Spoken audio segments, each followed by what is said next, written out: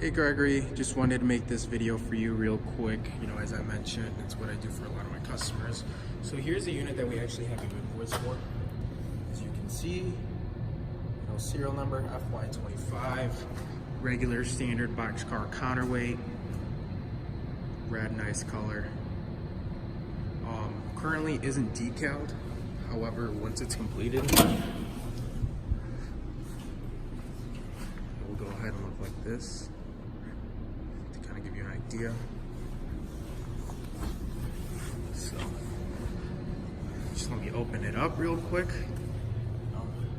Has a capacity load chart right there. Turned on. We're gonna go ahead and get it washed too, as well. It's a little bit dirty, but luckily we have everything here to make sure it gets cleaned up. So just let me pop this open for you real quick, have you take a look at it. It's the engine. There's a Nissan K25.